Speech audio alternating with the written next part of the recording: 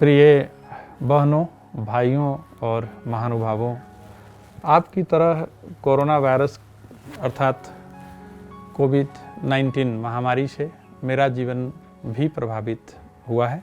करीब 1 महीना पहले जब बंदी शुरू हुआ, उसके बाद से प्रायः 1-2 रोज छोड़ करके मैं भी आपकी तरह से ही घर के अंदर ही रह रहा हूँ।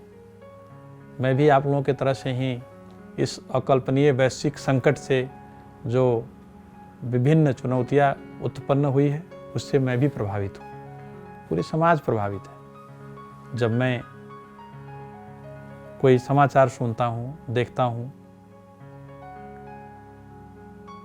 जब मुझे देश के अंदर या देश के बाहर बहुत से हमारे परिचित लोग, बहुत से हमारे नेपाल के जो हमारे नेपाली भाई बहन लोग हैं, वो उनके पीड़ा के बारे में, उनके दर्द के बारे में, कईयों के मृत्यु के बारे में सुन रहा हूँ, तो मैं भी आप लोगों के तरह से ही परेशान हूँ। राष्ट्रीय जनता पार्टी नेपाल के अध्यक्ष मंडल के एक सदस्य, रौथड़ क्षेत्र नंबर 1 के सांसद के नाते इसके बावजूद भी ये कोविड-19 कोरोना महामारी जो है वायरस की वजह से फैला हुआ है, इस महामारी के बारे में चिंतन तो किया ही जाता है। अब आने वाले समय में जो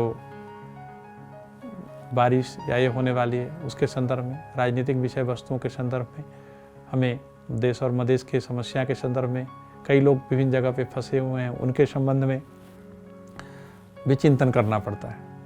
तो मेरी तो थोड़ी सी ध्यान दूसरी ओर भी जाती है, लेकिन ये सूचना प्रौद्योगिकी के विकास के कारण जो खास करके जब ये घर पे रहता हूँ, सोशल मीडिया देखता हूँ, तो कोरोना वायरस के संक्रमण के संबंध में बहुत सारी जानकारियाँ मिलती है। सूचना प्रविधि के विकास के कारण से सभी समाचार हमारे आपके नज़दीक तक आता ही है। तो हम सभी जो मधेश के गांव में रहने वाले लोग हैं, हमारे खास करके बुजुर्ग हैं, माता पिता हैं, उनके प्रति ज़्यादा दिलचस्पी है, क्योंकि वो लोग का जो उम्र है उसमें ये वायरस और ज़्यादा पकड़ता है। और इसके संदर्भ में जो तरह तरह के अफवाह हो रहा है, मुझे लगता है कि उससे हम लोगों को बचना चाहिए। कोरोना वायरस से जो संक्रमित व्यक्ति है, उसे बिना हाथ छुए, उसे बिना मिले, बिना गला मिलाए ये फैलता है, हवा में उड़ करके पकड़ लेता है। इस तरह की जो अफवाह है, ये वास्तविकता नहीं है। ऐसे आधारहीन अफवाह से आपको बचने की ज़रूरत है। वर्तमान में हमें केवल आधिकारिक जो तौर पर जो विश्व स्वास्थ्य संगठन है, नेपाल सरकार है, प्रदेश सरकार है, या स्थानीय सरकार है, या स्वास्थ्य कार्यालय है, डॉक्टर्स हैं जिनको आप जानते हैं, उनके द्वारा जो आधिकारिक तौर पे बातें बताई जा रही है, उसी को मानना चाहिए। उनके जो द्वारा दिए जा रहे सलाह है, वो जो या दस्तावेजीकरण का कोई डॉक्यूमेंट आपको मिलता है, वो है, उस पर विश्वास करना चाहिए। ये आपके लिए, आपके परिवार के स्वास्थ्य के लिए, हमारे लिए, सभी के लिए सुरक्षित उसको रखने के लिए, ज़िंदगी बचाने के लिए आवश्यक है। और आप सभी को, हम सभी को इसका ध्यान से पालन करना चाहिए। तो यह महत्वपूर्ण बात है कि एक दूसरे से शारीरिक रूप से दूरी बनाए रखें, फिजिकल डिस्टेंस मेंटेन करें।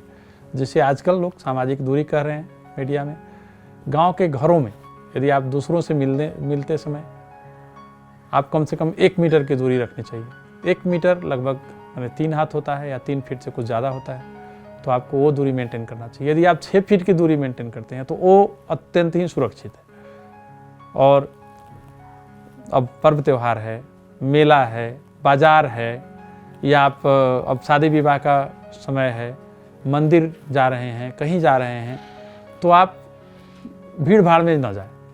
इस वर्ष इन पर्वों को, त्योहारों को, या आप शादी विवाह के विषय को, या कोई मरण हरण का संस्कार है, उसमें भी कम से कम लोग सहभागी हों। दूसरा, यदि आप पिछले 2 सप्ताह में भारत, खाड़ी मुल्क या किसी अन्य देश से आए हैं, या कोरोना प्रभावित देश के किसी व्यक्ति से आप संपर्क में आए हैं, तो आपको लाज नहीं मान करके, इसको झिझक नहीं मान करके, आपको जो सरकार के द्वारा, विभिन्न तरह के सरकार के द्वारा निर्देशित जो 2 सप्ताह के लिए क्वारंटाइन अर्थात एकांत में रहना है, वहाँ पर जाकर के आप रहें।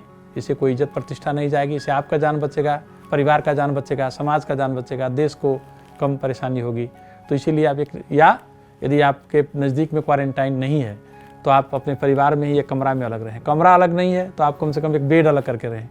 अपने परिवार के बच्चों के साथ, बुजुर्गों के साथ, परिवार के पति या पत्नी के साथ ज़्यादा संपर्क न करें।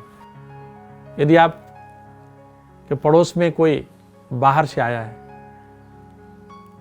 और वो यदि एकांत में नहीं रह रहा है, यदि वो क्वारंटाइन में नहीं गया है, तो तुरंत आप अपने वड़ा, गांव पालिका, नगर पालिका, पुलिस प्रशासन को आप सूचित करें।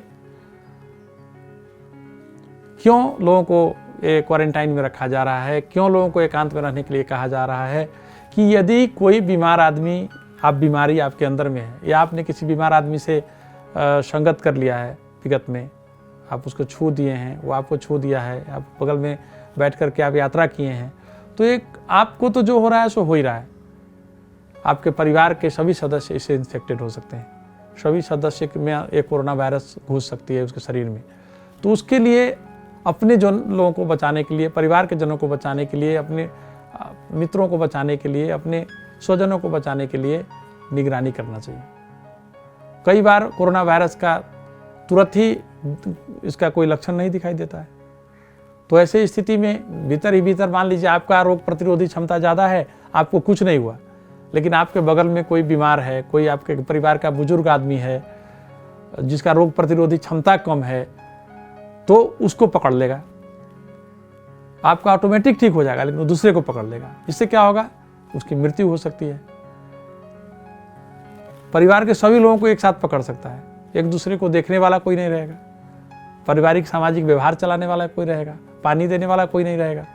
इसीलिए एक तो हमें सावधान रहना चाहिए कि किसी को नहीं लगे। यदि किसी को लग गया है तो परिवार के बाकी लोगों को ना लगे, परिवार के लोगों को लग गया है तो अपने गांव, मोहल्ला, समाज, प्रदेश और देश में ये चीज़ न मेरे वजह से फैले, हमारे वजह से फैले, ये चीज़ ध्यान रखना होगा। कि अब तक का अनुभव से पता चला है कि आप जितने स्वस्थ रहेंगे या विगत में थे, उतना ही आपका इम्यून सिस्टम बेहतर रहा होगा। तो आज जिसका जो बीमार आदमी है, जो कमज़ोर आदमी है, उनका इम्यून सिस्टम कमज़ोर है, तो उनको और भी बचना चाहिए। अगर आपको कोरोना वायरस किसी को लग भी जाता है तो ये ठीक हो सकता है। ये कोरोना वायरस लगने के बाद भी पूरी संसार में अब तक 6 लाख से ज़्यादा लोग ठीक होकर के अपने घर चले गए। और इसीलिए ये बीमारी यदि किसी को है तो इसको छुपाना नहीं चाहिए। लेकिन अगर आप दूसरे को, अपने अंदर बीमारी है, दूसरे को ट्रांसमिट कर दिए, स्थानांतरित कर दिए, तो वो आदमी मर सकता है। उसका इम्यून सिस्टम कमज़ोर है। जो बूढ़े आदमी है वो मर सकते हैं, जिनका स्वास्थ्य स्थिति खराब है वो मर सकते हैं, क्योंकि उनमें रोग प्रतिरोधी क्षमता, इम्यून सिस्टम उनका कमज़ोर है। इसीलिए ऐसे समय में मैं उन लोगों से अनुरोध करता हूँ कि न केवल खुद के लिए बल्कि परिवार के लिए, दूसरों के लिए, समाज के लिए आप सरकार के निर्देशानुसार आप जो है क्वारंटाइन में रहें, एकांत स्थान में रहें। ऐसे भी हम लोगों को सोशल डिस्टेंसिंग सभी को मेंटेन करना चाहिए। हम यदि 2 सप्ताह तक कम से कम धैर्य से रह सकते हैं क्वारंटाइन में, तो जो बीमार भी हैं वो या तो ठीक हो जाएंगे या तो उनका इलाज होगा। और उसे जो छोटी मोटी असुविधा होगी तो वो असुविधा, एक छोटा सा असुविधा सहने से पूरा परिवार बचेगा, पूरा गांव बचेगा, पूरा समाज बचेगा। और इसमें 2 सप्ताह कोई ज़्यादा समय भी नहीं है। पूरे देश 1 महीना से लॉकडाउन है, पूरी दुनिया लॉकडाउन है। तो इसीलिए एक प्रकार से सभी लोग परेशानी ही झेल रहे हैं। लेकिन ये बीमारी लग जाने के बाद में ज़्यादा परेशानी है, तो थोड़े से परेशानी एकांतवास या जो सोशल डिस्टेंसिंग ये चीज़ मेंटेन कर लेते हैं तो ये सभी को इससे कल्याण होगा। तीसरा, कई डॉक्टरों और विशेषज्ञों का कहना है कि इस बीमारी को अर्थात कोरोना वायरस को, कोविड-19 को रोकने के लिए सबसे बेहतर तरीका में से एक है और अचूक तरीका है, अचूक अस्त्र है इसका, कि आप अपने हाथों को साबुन और पानी से अच्छी तरह से धोएं। साबुन पानी से हाथ को अच्छी तरह से धोना ही इसका सबसे रामबाण उपाय है। कोविड-19 का कीटाणु अक्सर हमारे हाथों से हमारे मुंह में, हमारे नाक में या हमारे आंखों में घुस जाते हैं और फिर वो अंदर जा कर के बीमारी फैलाते हैं और मृत्यु तक पहुंचा सकते हैं। इसलिए अपने हाथों को साबुन पानी से अच्छी तरह से धोएं। चूँकि यह जो संक्रमित स्थान है, व्यक्ति है, दोनों से फैलता है, तो इसीलिए हम बार बार कहा जा रहा है कि अपने हाथों को साबुन पानी से अच्छी तरह से धोएं, खास करके बाहर के से आने के बाद या बाहर के लोगों से मिलने के बाद। और जितना हो सके अपने हाथों से अपने चेहरे को या आँख को न छुएं, मुंह को न छुएं, नाक को न छुएं। हालांकि यह बीमारी भयावह है, लेकिन अगर आप अपने हाथों को साबुन और पानी से अच्छी तरह से धोते हैं तो कीटाणु मर जाएगा। आपके शरीर में प्रवेश करने से पहले ही जब कीटाणु मर जाएंगे तो बीमारी पर आपके शरीर में प्रवेश नहीं करेगा। जब ये वायरस, जब ये कीटाणु शरीर में प्रवेश नहीं करेगा तो इस बीमारी को आसानी से रोका जा सकता है। इसलिए साबुन और पानी से बारंबार हाथ को धोएं, अच्छी तरह से हाथ को धोएं। चौथा, मैं जो ऊपर बता रहा हूं इसके अलावा अगर आपको खूब सूखी खांसी है, ड्राई कफ है, आपको 100.4 डिग्री सेल्सियस या उससे अधिक का बुखार आ रहा है, या आपको सांस लेने में मुश्किल हो रहा है, तो आपको स्थानीय स्वास्थ्य संस्था में तुरंत जाना चाहिए, जांचना चाहिए। हो सकता है आपको कोरोना वायरस लगा हो, आप कोविड-19 से संक्रमित हो चुके हो, और वैसे स्थिति में यह आपका नैतिक कर्तव्य है कि आप दूसरों से अपने आप को दूर रखें। यदि आपके परिवार बीमार हो जाती है, आप नहीं बताएंगे, आप तो परिवार के अन्य लोगों को ट्रांसमिट कर देंगे, फैला देंगे, तो आपका देखभाल कौन करेगा? उसके लिए तो कोई नहीं रहेगा। इसलिए यदि आपको ऊपर बताए गए लक्षण जैसा कोई भी लक्षण दिखाई दे रहा है तो आप प्लीज कृपया एकांत में रहिए, नजदीकी स्वास्थ्य संस्था में जाकर के बताइए, इसकी इलाज करवाइए, इससे ठीक हो सकते हैं। मैं